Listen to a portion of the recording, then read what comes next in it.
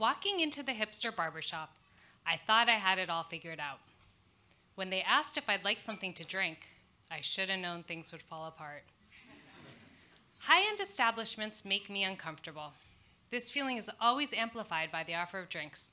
The only reason I was even in the aggressively understated cool of nom de plume, the nom itself should have scared me away, was their one reasonably priced haircut option.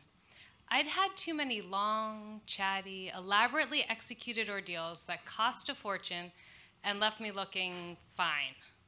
Usually, I walked out with the same hairdo I'd once received at a Supercuts from a part-time stylist and full-time Burning Man enthusiast.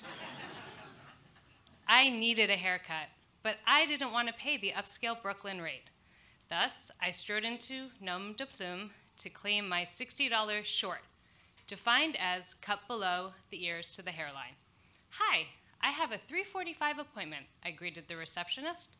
"Sure, something to drink?" Sigh. No thanks. The small space was hopping. It had 4 cutting stations, all full except the one I'd shortly inhabit. So the receptionist continued, "We priced by length. You'd be long, since your hair is below your shoulders." Long? What the F? Long was $120. I'm getting a bob. Isn't that considered short? Nope. The hair length you walked in, not out with, determined the price. I didn't expect to pay that much, I mumbled, aware that the entire salon could hear. The woman did her job firmly, enforcing the policy. "If you don't take the appointment, it's a cancellation. You'll still be charged. $60 for no haircut, or $120 for one haircut." So much for beating the system. I'll stay.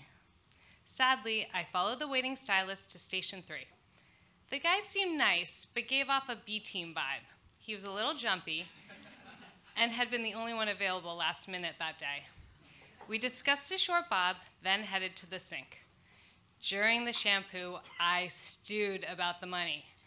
I decided if I was going to pay double, I might as well go big. Back at my seat, I asked if it was too late for a pixie. The stylist hesitated, then said no. After some phone scrolling, we chose a tightly cropped Halle Berry photograph for reference. That's when things really took a turn. Following a few strained pleasantries, the stylist proceeded to give me the worst haircut of my life, in slow motion. My hair got rounder and rounder. I began to look like Sophia, not Vergara, not Loren, the one from the Golden Girls. Finally, I had to ask, "You're gonna pull in the sides, right?" I swear he said, "It'll be like a mushroom." "You mean not like a mushroom?" I spluttered, "right?" "Like a bowl," was the alarming response.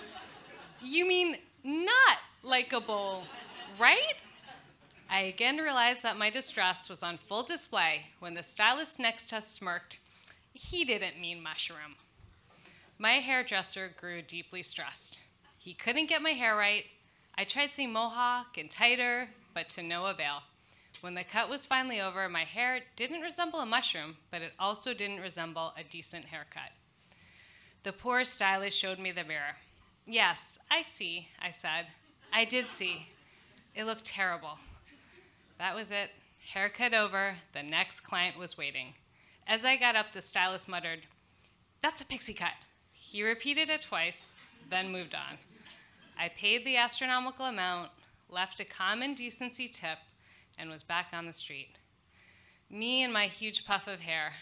I resembled a short tree that had wandered in from the set of the Lorax. This was appropriate.